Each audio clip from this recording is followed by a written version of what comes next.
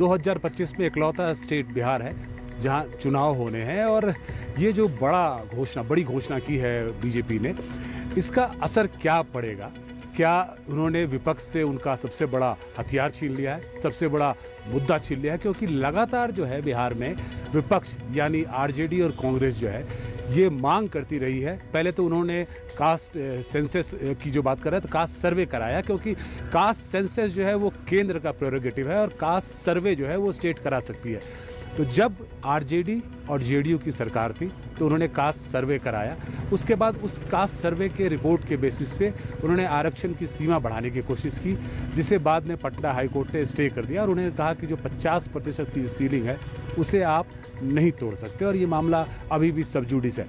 उसके बाद से लगातार आरजेडी और कांग्रेस सरकार पे ये दबाव बनाने की कोशिश कर रही थी कि आप जो है इसे 9वीं अधिसूची में डालिए, जिससे कि ये जुडिशियल स्क्रूटनी से बाहर हो जाए और जो रिजर्वेशन का जो कोटा है वो बढ़ाया जा सके। और उन्होंने इस बात की भी घोषणा कर दी थी कि बिहार के चुनाव में ये उनका सबसे बड़ा मुद्दा होगा। तो क्या भाजपा ने कोई ट्रम्प कार्ड चला है? क्या उन्होंने विपक्ष को एक उनसे बड़ा मुद्दा छीन लिया है, उन्हें मुद्दा विहीन कर दिया है? इन्हीं सारी चीज़ों पे आज हम बातचीत करेंगे और हमारे साथ मणिकांत ठाकुर जी हैं, बहुत ही वरीय पत्रकार हैं और बीबीसी से बहुत सालों से, बहुत अरसों से जुड़े रहे हैं। मणिकांत जी, बहुत बहुत धन्यवाद, स्वागत है आपका एनडीटीवी के इस खास शो में। पहला सवाल आपसे सर, ये भाजपा जो है वो अभी तक कास्ट की राजनीति में पूरी तरह से नहीं उतरी थी। जो समाजवादी विचारधारा की पार्टियां होती हैं, चाहे वो आरजेडी हो या बाकी पार्टियां हों, वो कास्ट की राजनीति करती हैं, वो जातिगत राजनीति करती हैं। भाजपा जो है वो धर्म की राजनीति के लिए जानी जाती थी। आपको लगता है कि ये भाजपा का ट्रम्प कार्ड है? क्या आप इसे ऐसे देखते हैं?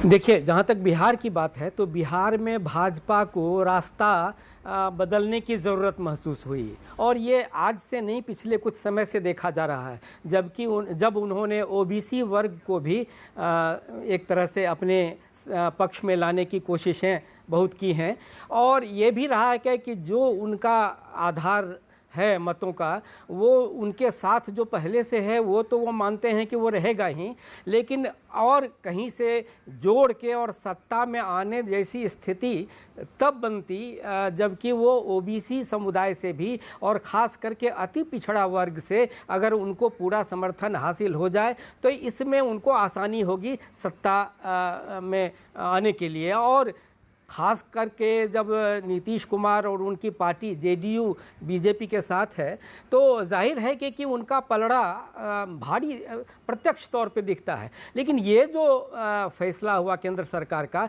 ये निश्चित रूप से बिहार के लोगों को भी चौंकाने वाला फैसला है। और अब लोग सोच रहे हैं, जैसा आपने, अगर आप ये जानना चाहते हैं कि इससे फ़ायदा किसको और नुकसान किसको होगा, तो मुझे लगता है कि इसमें थोड़ा समय देना होगा। है क्या कि अभी दोनों पक्ष, जो एनडीए है और इंडी गठबंधन है आरजेडी के नेतृत्व वाली, वो दोनों इसमें श्रेय लेने की होड़ में लगे हुए हैं। ये होड़ जो दोनों तरफ है, इसमें जनता का समर्थन किस पक्ष को जाएगा ये अभी देखना बाकी है। लेकिन मेरे ख्याल से अंततः वही होगा जो बिहार की राजनीति में आरजेडी को जितना उसका जो समर्थक वर्ग है वो हमारे समझ से इंटैक्ट है। जो उनका MY फार्मूला पहले से एक क्या कहते देखा परखा हुआ फार्मूला है, वो बिल्कुल है, कायम है। लेकिन ये स्टेप लेके ये जो कोशिश में लगातार तेजस्वी यादव और उनके दल के लोग ये कहते रहे कि ये जो है मुद्दा, ये मुद्दा जातीय जनगणना का, ये हमारा है। और इसमें तो आपने देखा होगा कि एक समय में कांग्रेस और आरजेडी के बीच में भी लगा कि थोड़ी तनाव जैसी स्थिति आ गई कि मुद्दा दरअसल सबसे बड़ा किसका है, कांग्रेस का है या आरजेडी का है। तो खैर, लेकिन अब ये है कि मेरा अगला सवाल इस प्रयास में है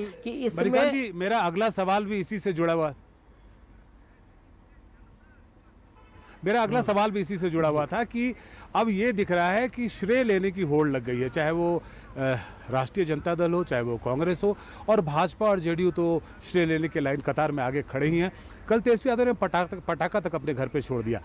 उन्हें जो सबसे बड़ा डर है और जो विपक्ष को सबसे बड़ा डर है कि ये करके जो एमवाई की आप जो बात कर रहे हैं, मुस्लिम और यादव की बात कर रहे हैं, तो आपको लगता है कि वाई में भी सेंध लग जाएगी? क्योंकि ये एक ऐसा है जो धर्म से अलग हटके जाति पे अगर आप सर्वे की बात कर रहे हैं तो वाई में भी एक तरह से सेंध लग जाएगी। सेंध नहीं लगेगी तो कम से कम वो सॉफ्ट हो जाएंगे। दूसरा इसी से जुड़ा हुआ सवाल है कि जो सवर्ण वर्ग है वो भाजपा का समर्थक माना जाता है, तो क्या ये निर्णय काउंटर प्रोडक्टिव भी हो सकता है? जो सवर्ण है वो थोड़े से इससे नाराज होंगे या थोड़ा उनका इल्यूजन टूटेगा? नहीं, पहली बात कि जो पहला आपका सवाल है उसमें तो मुझे लगता है कि कोई फ़र्क नहीं पड़ेगा। वो जो वाई से जुड़ा हुआ वर्ग जो आप हम लोग मानते हैं वो निश्चित रूप से तय कर चुका है पहले से ही कि वो उनको किसके साथ रहना है। इसमें तो मेरा नहीं मानना है कि इसमें कोई दरार ऐसी पड़ेगी या इससे वो कुछ बढ़ेगा, इंडी गठबंधन का या आरजेडी का कुछ आधार बढ़ेगा। मुझे लगता है कि जो पहले से है वही रहेगा। दूसरा जो आपका सवाल है ये भी मुझे लगता है कि भारतीय जनता पार्टी का जो समर्थक सवर्ण वर्ग है ये जो माना जाता रहा है वो अब इस तरह से नाराज होने जैसी स्थिति उनकी बन ही नहीं पाएगी। इसीलिए कि वो जाएंगे किधर।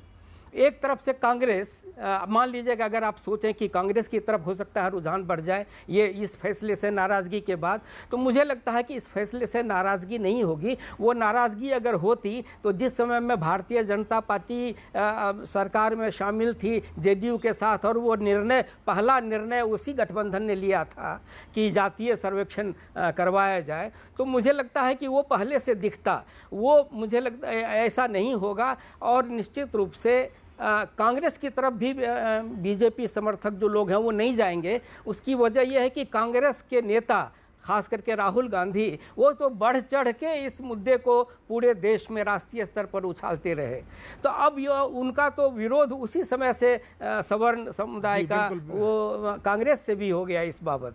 तो मेरा ख्याल है कि ये नहीं होगा और इसमें अंततः बिहार में वही होना होगा जो ये है। सबसे बड़ी बात है प्रभाकर एक लाइन में ये बता दूं कि ये क्या है, दरअसल ये राजनीतिक मुद्दा है और कहा भले जाता है कि इससे कुछ आर्थिक प्रगति होगी राज्य की। मुझे लगता है कि कुछ नहीं, ये सिर्फ और सिर्फ आरक्षण का दायरा बढ़ाने के लिए, आरक्षण का लाभ लेने के लिए एक तरह का संदेश देना है और उसमें पूरे जोर शोर से ये लोग जुटे हुए हैं, राजनीतिक दलों के लोग। और इसमें अब इसका मैं कैसे एक उदाहरण के रूप में मानिए कि पिछला जो सर्वे हुआ उसमें जो 34% लोग गरीब माने गए कि बिहार में हैं, उनके लिए 6,000 रुपया से कम की जो आमदनी उसकी मासिक बताई गई। अब उनके लिए जो कहा गया कि लगभग 2 लाख रुपए उनको मदद दी जाएगी, वो कहाँ गया? वो तो जो फैसला था वो कहाँ दबा हुआ है ये पता नहीं चल रहा है। इसलिए मुझे लगता है कि ऐसा बहुत कुछ नहीं होने जा रहा है। चुनाव तक